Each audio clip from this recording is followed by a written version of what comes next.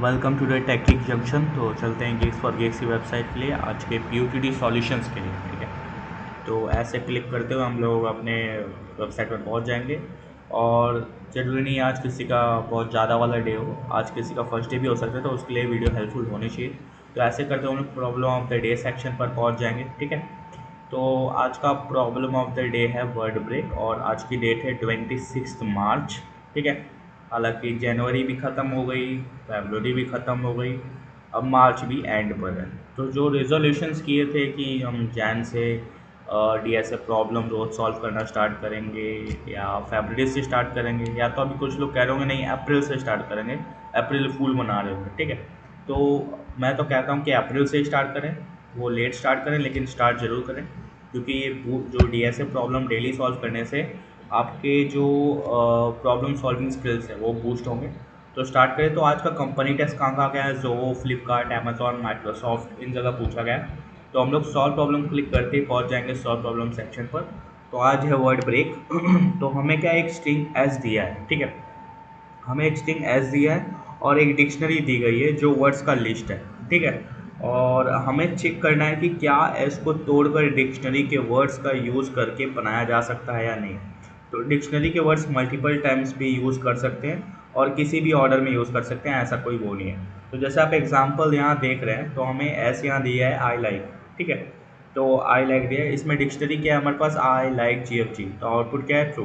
मतलब कि एस को हमने जब ब्रेक डाउन किया, हैज़ तो आई और लाइक, तो हमने GFG अलग से जोड़कर उसको बना दिया, तो इसका आउटपुट ट्रू है।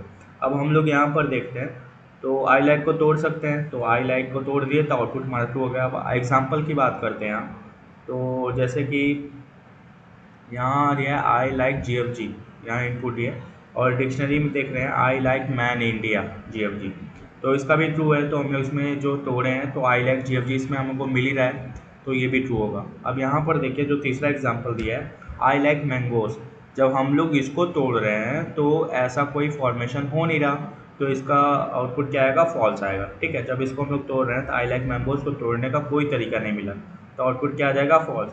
हमें कंस्टेंट यहाँ दिया गया है, तो एस साइज मैक्सिमम 3000 तक जा सकता है, और डिक्शनरी साइज क्या है कि मैक्सिमम 1000 तक जा सकता है। और brute force approach exponential time complexity fail करेगी इसमें, तो ब्रूट फोर्स लगाने का ना सोचें। ऑप्टिमाइज अप्रोच चाहिए जो एफिशिएंट हो, तो हम लोग क्या करेंगे कि डिनामिक प्रोग्रामिंग का यूज़ करेंगे, ये एफिशिएंट है। ठीक है, और DP अप्रोच का प्लान क्या है, एक DP एरे बनाएंगे साइज जिसमें n+1, जिसमें DP = 1 होगा, अगर S0 1 को तोड़ना पॉसिबल होता, तो इसलिए हम लोग चलिए पहले लेंथ बनाते हैं, लेंथ ऑफ S। ठीक है, ये हो गया पहला काम हम लोग का। ठीक है, तो हमें क्या कि ये एक क्लास सॉल्यूशन ऑलरेडी बनाई गई जिसमें वर्ड ब्रेक फंक्शन डिफाइन किया गया है। फंक्शन एस एक स्ट्रिंग और डिक्शनरी एक लिस्ट ऑफ वर्ड्स को इनपुट लेगा। ठीक है, गोल क्या कि ये चेक करना है कि एस को डिक्शनरी के वर्ड से तोड़कर बना सकते हैं या नहीं। अब यहाँ n वेरिएबल में से एस का लेंथ स्टोर किया हमने। ठीक है, ये बताता है कि स्ट्रिंग कितनी बड़ी है।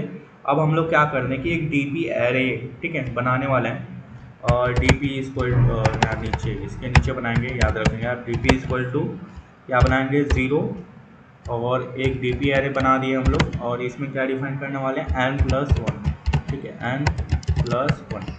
ठीक है, अब इसको समझिए, मतलब कि एक DP एरे DP बनाया जिसमें n+1 साइज का लिस्ट इनिशियलाइज किया।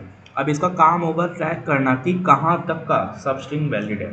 अब 0 का मतलब है कि अभी तक उस इंडेक्स तक कोई वैलिड वर्ड ब्रेक नहीं मिला। ठीक है, अब हम लोग क्या करेंगे कि base case DP of 0 = 1 define कर देंगे। बेस केस को डिफाइन कर देते हैं, और DP ऑफ 0 = 1। अब इसका मतलब क्या है कि एक एम्प्टी स्ट्रिंग हमेशा वैलिड होती है। DP ऑफ 0 = 1 मतलब कि वो हमेशा वैलिड है, इसलिए हम लोग 1 इसको डिफाइन कर दें।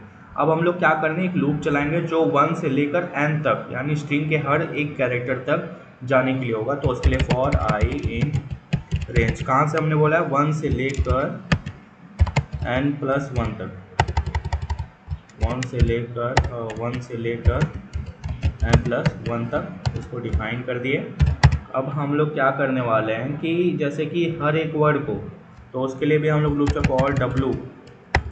फॉर W इन डिक्शनरी, हर एक वर्ड को डिक्शनरी में चेक करेंगे कि क्या उस वर्ड से सबस्ट्रिंग मैच हो सकती है। तो फॉर W इन डिक्शनरी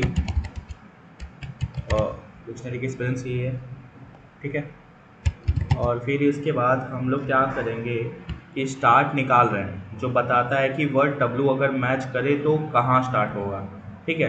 तो start equal to I minus length of W, चलिए ये हो गया। अब हम लोग इसमें एक कंडीशन लगाएंगे कि स्टार्ट का फॉर्मूला तो ऐसे होगा आई माइनस लेंथ ऑफ डब्लू, ठीक है। एक फॉर्मूला लगाने वाले हैं कि तीनों कंडीशन चेक करेंगे। स्टार्ट जो होगा वो हमारा more than equal to zero होगा, मतलब वर्ड को कहीं से स्टार्ट करना पॉसिबल है या नहीं।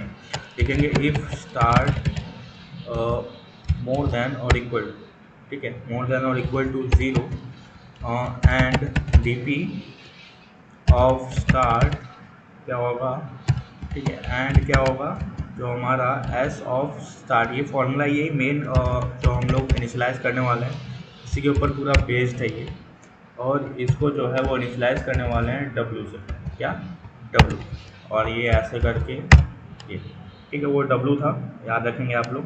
मतलब डी पी ऑफ स्टार्ट पहले का सबस्ट्रिंग वैलिड है, अगर 1 होगा तो वैलिड होगा, यानी एस ऑफ स्टार्ट, ठीक है, ये जो यहाँ पर लिखा है ये इक्वल टू डब्ल्यू, इस पर याद रखेंगे आप लोग, ठीक है। कंट्रोल प्लस एक्स करेंगे और अगर हमें नीचे दें तो ये डब्ल्यू है, ठीक है, और फिर कंट्रोल प्लस जेड कर देते हैं, control plus Z, control plus Z वहाँ होगा, ठीक है। ये जैसे कि आप देख रहे हैं यहाँ डब्ल्यू है,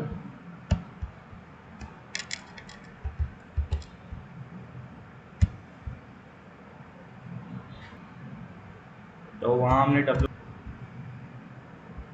तो यहाँ हमने सिंपली जैसे कि आप देख रहे हैं हमने D P of I equal to 1 initialize कर दिया और फिर उसको ब्रेक कर दिया कि ये ब्रेक डिफाइन करता है कि क्या ये सक्सेसफुली जो है वो यहीं पर कंडीशन मिल जाती है, तो इसलिए हमको आगे बढ़ने की ज़रूरत नहीं है। अब हम लोग फिर लास्ट में आंसर जो है वो डी पी ऑफ एन में रिटर्न कर दें, तो इस तरह से आज ये सक्सेसफुली प्रॉब्लम सॉल्व होता है। So till then keep learning, keep watching and keep growing the Tech Geek Junction. Thank you for the watching.